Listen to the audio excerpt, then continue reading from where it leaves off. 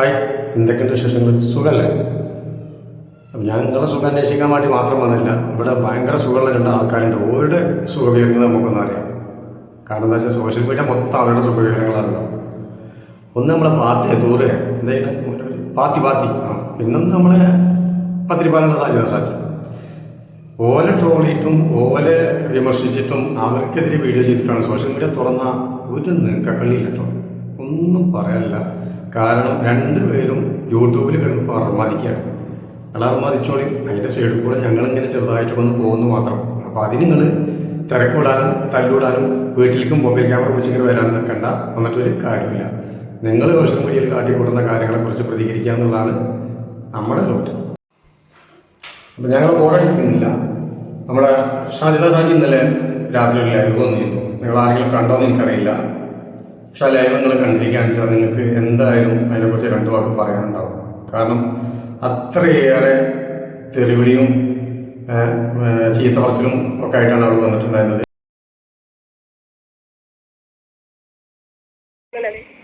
നിന്റെ തള്ളയ്ക്കും തന്തയ്ക്കും ബാക്കിയുള്ളവർക്കൊക്കെ വിളിക്കണ്ടെങ്കിൽ നീ ആ പണിയെടുത്തിട്ടാണ് മോനെ ഷെരീഫേ. ജനങ്ങളെ തെറ്റിദ്ധരിപ്പിക്കുക, ജനങ്ങളുടെ മുന്നിൽ മറ്റുള്ള തരത്തില് വീഡിയോ ഇടുമ്പോ നീ ആലോചിക്കണം. പിന്നെ മക്കളെങ്ങനെയാണ് അതായി, മക്കളെങ്ങനെ എത്തിമായി, അത് അറിയേണ്ട ആവശ്യമില്ല. നായി ദേശ് മോനെ ഷെരീഫേ, നീ അറിയണ്ട. എന്റെ മക്കളെ അനാഥയായാലും എന്റെ മക്കളെ എത്തിമായാലും നായെ നീ അറിയണ്ട. നിന്റെ വീട്ടിലോ നിന്റെ കൊതുക് ബഷീറിന്റെ ചെലവിലോ അല്ല ഷാജിന്റെ മക്കൾ ജീവിക്കണത്. ഓക്കെ, ഷാജിന്റെ മക്കൾ ഇപ്പോഴും അന്തസ്സായി ജീവിക്കണ്ടെങ്കിൽ അത് ഷാജിന്റെ ചെലവിൽ തന്നെയാണ്. നീ ഉണ്ടാക്കണ്ട. മക്കളെ ഞാനേ വളർത്തി എടുക്കണ്ടെങ്കിൽ നിന്റെ കരനുള്ള സമയമായി. നമ്മുടെ കൊടുങ്ങല്ലൂർ ഭരണിപ്പാട്ടിന് പറയുന്ന പോലത്തെ തെറി കാര്യങ്ങളൊക്കെയാണ് അവളുടെ വായന്ന് വരിക. എന്തുകൊണ്ടാണ് അവളിപ്പോൾ ഇങ്ങനെ പറയുന്നതെന്ന് വെച്ചാൽ അവളുടെ വീഡിയോസിന് റിച്ച് വേണമെന്നുണ്ടെങ്കിൽ അവൾ ഇതേപോലെ കുറച്ച് ചെറിയ കാര്യങ്ങളൊക്കെ പറഞ്ഞാലേ നമുക്ക് വരുന്നുള്ളൂ. കാരണം ഷെരീഫുമായിട്ടുള്ള പ്രശ്നങ്ങൾ തുടങ്ങിയതിന് ശേഷം അവൾ കുറേ അവളുടെ ചാനലിൽ പാചക വീഡിയോസും കാര്യങ്ങളും പിന്നെന്താണ് കുറച്ച് മറ്റേ ഇതുണ്ടാക്കുന്നതോ യാത്ര പോകുന്നതൊക്കെ കാണിച്ചു. പക്ഷെ ഒന്നിനും വ്യൂസ് ഇല്ല. പണ്ട് പിന്നെ വ്യൂസ് വന്നു ചെയ്യുന്നപ്പം കമൻറ്റ് ബോക്സ് ഓഫാക്കി വെച്ചിരിക്കുകയായിരുന്നു. കാരണം സഹിക്കാൻ പറ്റാത്ത അപ്രിഷിയേഷൻസ് ആയിരുന്നു ആളുകൾ പറഞ്ഞിരുന്നത്. അപ്പോൾ അതുകൊണ്ട് തന്നെ അത് ഓഫാക്കി വെച്ചിരിക്കുകയാണ്. ഇപ്പം അവളെ സംബന്ധിച്ചിടത്തോളം ഇപ്പോൾ അവൾക്ക് റീച്ച് ഉണ്ടാക്കി എടുക്കുകയാണ്. ഇതൊരു സൈക്കോളജിക്കൽ മൂവ്മെൻ്റ് ആണെന്ന് സംശയം. കാരണം എന്താ പറയുക, ഓരോ തെറിപ്പാട്ടും കാര്യങ്ങളുമായിട്ടാണ് ലൈവ് വരുന്നതും അതുപോലെ വീഡിയോസ് ചെയ്യുന്നതും. എന്തെല്ലാം ഞാൻ തന്നെ 1-2-3 വീഡിയോസ് ഇട്ടിട്ടുണ്ട്. അതിൽ നിങ്ങൾക്ക് പോയാൽ കാണാൻ പറ്റും അവൾ പറയുന്ന കാര്യങ്ങളൊക്കെ. ഇതുകൊണ്ട് എന്താണ് മെച്ചം എന്നുള്ളതാണ്. സ്വന്തം അമ്മനെ കുറ്റം പറയുന്നത്, വീട്ടുകാരെ കുറ്റം പറയുന്നത്, നാട്ടുകാരെ കുറ്റം പറയുന്നത്, വീഡിയോ റിയാക്ഷൻ ചെയ്യുന്ന ആളുകളെ കുറ്റം പറയുന്നത്. അപ്പോൾ ലോകത്ത് BV മാത്രമേ ഉള്ളൂ. അതെൻ്റെ ചോദ്യം. ആണോ? BV മാത്രമേ ഉള്ളൂ?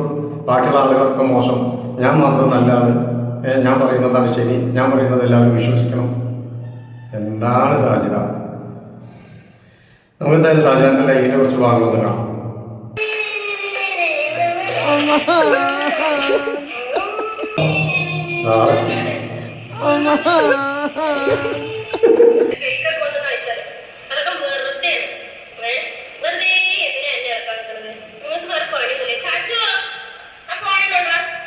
ഞങ്ങൾക്ക് പണിയൊക്കെ ഉണ്ട്. ഞങ്ങളെ പണി ഒരു സൈഡിൽ കൂടെ ഇങ്ങനെ പോകുന്നുണ്ട്. നിങ്ങളെ പണി നിങ്ങൾ ചെയ്യുന്നുണ്ട്. അതിൻ്റെ ഇടയിൽ കൂടെ നിങ്ങളെ പണിയൊക്കെ സഹായിക്കാൻ വേണ്ടി ഞങ്ങളൊന്ന് വരുന്നതാണ്. അല്ല, അത്ര മാത്രം കണക്കാക്കിയാൽ മതി.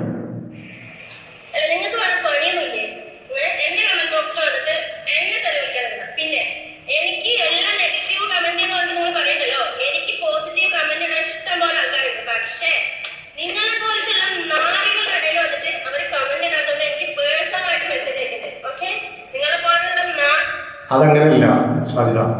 കമന്റ് ബോക്സിൽ കമന്റ് ഇടുന്ന ആൾക്കാർക്ക് കുറച്ച് ധൈര്യമുള്ള ആളുകളാണ് കമന്റ് ഇടുക. ഇതിപ്പോൾ ഈ പറഞ്ഞ എനിക്ക് പേഴ്സണലായിട്ട് വാട്സപ്പിൽ കമന്റ് ഇട്ട് മെസ്സേജ് പറയുന്ന ആളുകളുണ്ടല്ലോ, അവർക്ക് സമൂഹത്തിന്റെ മുമ്പിൽ ഇറങ്ങി വരാൻ പേടിയുള്ള ആളുകളാണ്. അവർ ഇടുന്ന കമന്റ് നിന്നെ സപ്പോർട്ട് ചെയ്യുന്നതാണെങ്കിൽ അത് കമന്റ് ബോക്സിൽ ഇടാനുള്ള ധൈര്യം അവർക്കില്ല. അതെന്തല്ലാത്തതെന്നറിയോ, 2 സൈഡ് കാണുന്ന ടീമാണ്. അവർ നന്നായിട്ട് ശ്രദ്ധിച്ചോ കേട്ടോ. കാരണം ഇവിടെ വന്ന് നിന്റെ അടുത്ത് അങ്ങനെ പറയും, അവിടെ പോയി അങ്ങനെ പറയും. ഓക്കെ, എൻ്റെ സാധ്യത നമുക്ക് പറയാനുള്ളത് ബാക്കി കേൾക്കാം. ഇത് ബാക്കി കേൾക്കട്ടെ.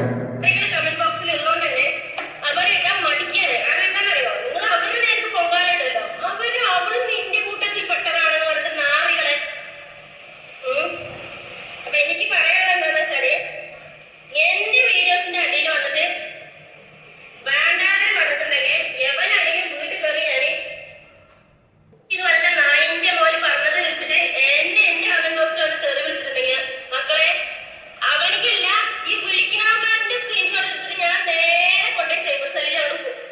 സൈബർ സെല്ല് കുറേ ആൾക്കാരെ അങ്ങനെ നോക്കി വെച്ചിരിക്കുന്നു. സൈബർ സെല്ലേ നിങ്ങളെ കാര്യം മാത്രം നോക്കി എടുക്കാമല്ലോ. ഫാത്തിൻ്റെയും സാജിദ സാജിൻ്റെയും പിന്നെ കുറച്ച് സോഷ്യൽ മീഡിയയിൽ ഇതേപോലെ കിടന്ന് കൊഞ്ഞിനെ കണ്ട കുറേ ആളുകളുണ്ട്. ഓരോ കാര്യം മാത്രം നോക്കി നടക്കാനുള്ള സൈബർ സെല്ല് പണി, വേറെ പണിയൊന്നുമില്ലല്ലോ.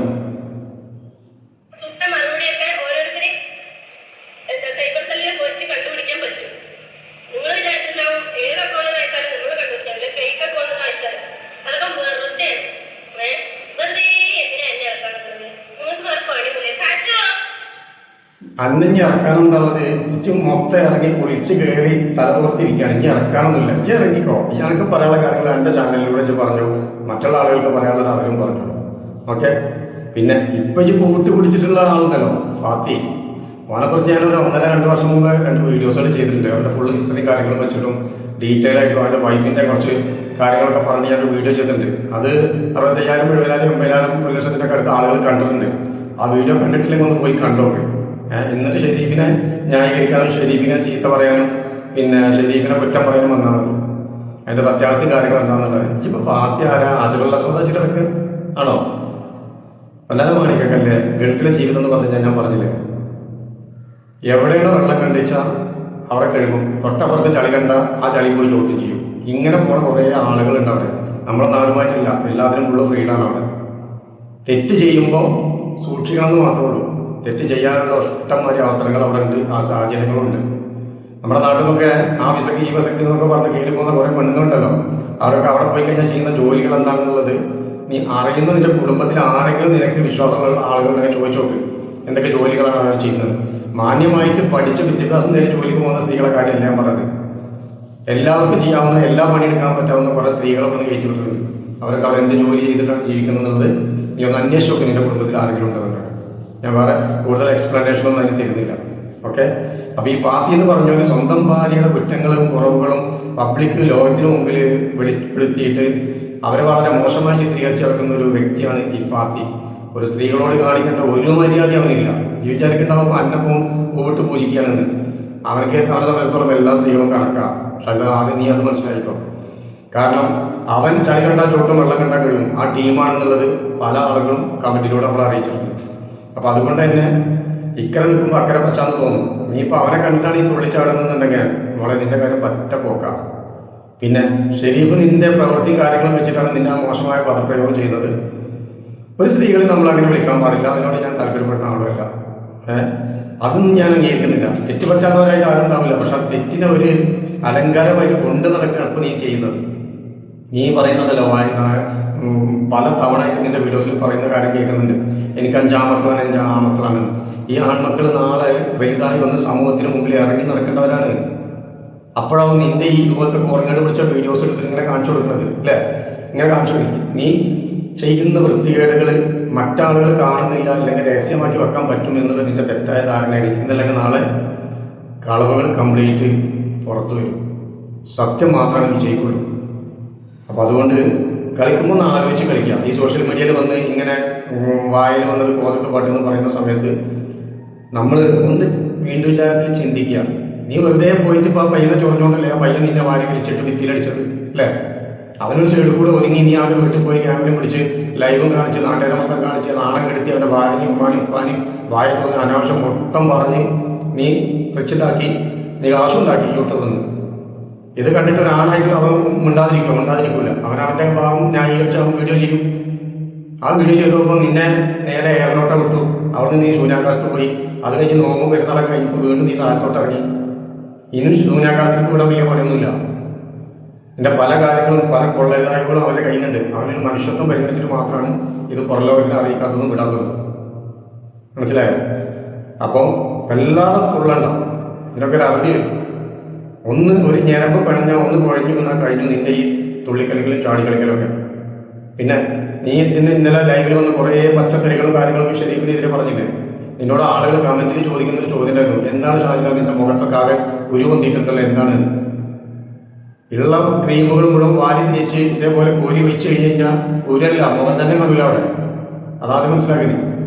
അപ്പോൾ ആളുകൾ കമന്റിലൂടെ പലതും ചോദിക്കും. ധൈര്യമുള്ള ആളുകൾ കമന്റിലൂടെ ചോദിക്കും, അല്ലാത്ത ആളുകൾ നിന്നെ പേഴ്സണലായിട്ട് ഒന്ന് കോൺടാക്ട് ചെയ്ത് ചോദിക്കും, അല്ലെങ്കിൽ ഫോൺ ചെയ്ത് ചോദിക്കും. അതൊക്കെ തീരുമാനങ്ങളൊക്കെ നിനക്ക് എന്ത് വേണമെങ്കിലും നിന്റെ ഇഷ്ടത്തിനനുസരിച്ച് ചെയ്യാം. ആരെ വിശ്വസിക്കണം ആരെ വിശ്വസിക്കേണ്ട എന്നുള്ളതൊക്കെ നിന്നെ മാത്രം ഡിപ്പെൻഡ് ചെയ്യുന്ന പോകുന്ന കാര്യങ്ങളാണ്. ഓക്കെ, അപ്പോൾ ഷെരീഫിനെ നീ എത്രത്തോളം സമൂഹത്തിൽ വാരി വിളിച്ചടിക്കാൻ ശ്രമിച്ചിട്ട് കാര്യമില്ല. അവൻ ആൺകുട്ടിയാണ്, അവൻ സത്യത്തിൻ്റെ ഭാഗത്ത് കൂടെ തന്നെയാണ് പോകുന്നത്. അവന് പറ്റിയൊരു തെറ്റ് അതെനിക്കും അംഗീകരിക്കാൻ പറ്റുന്നില്ല. നീ പൊരുത്തം ചോദിച്ചു വന്നു, നീ റമദാൻ്റെ മുമ്പേ സംസാരിച്ച് കോംപ്രമൈസ് ആകുമ്പോൾ അവനൊരു മനുഷ്യൻ എന്നുള്ള രീതിയിൽ മനുഷ്യമായ പരിഗണന നൽകിയിട്ട് നിന്നോട് പല കാര്യങ്ങളും സംസാരിച്ചിട്ടുണ്ടാവും. നിങ്ങൾ രാത്രി ചാറ്റും കാര്യങ്ങളൊക്കെ ചെയ്തിട്ടുണ്ടാവും. പക്ഷേ ഇത്രയും ഒറ്റ മോശമായ രീതിയിൽ പെരുമാറിയ നിന്നോട് അവൻ രാത്രി ചാറ്റ് ചെയ്തു എന്ന് പറയുമ്പോൾ എനിക്ക് തന്നെ അംഗീകരിക്കാൻ പറ്റില്ല കേട്ടോ. അത് വേറെ വശം. നമ്മളാണ് ഒരിക്കലും ചെയ്യില്ല. കാരണം ഈ പുകഞ്ഞ പള്ളി പുറത്ത് നിന്ന് പറഞ്ഞാൽ മാറ്റി നിർത്തും. കാരണം നിങ്ങൾക്ക് ഏത് സമയത്താണ് പിന്നെ നിങ്ങളുടെ സ്വഭാവം മാറുന്നതെന്ന് പറയാൻ പറ്റില്ല. ഓക്കെ, അപ്പോൾ അതിപ്പോൾ എനിക്ക് ഏകദേശം ഷെരീഫിന് മനസ്സിലായി. നല്ലൊരു ഇട്ടടി കിട്ടിയവന്. കാരണം നീ ഇതൊക്കെ പുറത്തു വിട്ടത് നിന്റെ ചാനലിലൂടെ ഞാൻ ചാറ്റ് റിവേഴ്സായിട്ട് അല്ലേ? ഈ തല തിരിച്ചു വിടുന്ന സമയത്ത് തല തിരിഞ്ഞ ബുദ്ധി ഉണ്ടായതുകൊണ്ടല്ലേ നീ അങ്ങനെ ചെയ്യാൻ കാരണം ആണോ? എന്നിട്ട് എന്താണ്ടായി? ആ ചാറ്റുകൾ കംപ്ലീറ്റ് ഞങ്ങൾ എടുത്തു, സ്ക്രീൻഷോട്ട് എടുത്ത് വായിച്ചു നോക്കുമ്പോൾ ഷെരീഫിന്റെ കയ്യിൽ പറയത്തക്ക കാര്യങ്ങൾ തെറ്റൊന്നുമില്ല. നീ ചോദിച്ച കാര്യങ്ങൾക്ക് ഷെരീഫ് മാന്യമായ രീതിയിൽ മറുപടി പറഞ്ഞു. അവിടെ ഒരു അവിഹിത ചാറ്റോ കാര്യങ്ങളോ അല്ലെങ്കിൽ ഒന്നുമില്ല. സമയം എന്ന് പറഞ്ഞത് നിന്നെപ്പോലത്തെ ആളുകൾ ഉറക്കല്ലാതെ ഇരിക്കുന്ന സമയത്ത് നീ അവനെ വിളിച്ചപ്പോൾ ചിലപ്പോൾ 2 മണി 3 മണിയൊക്കെ ആയിട്ടുണ്ടാവും.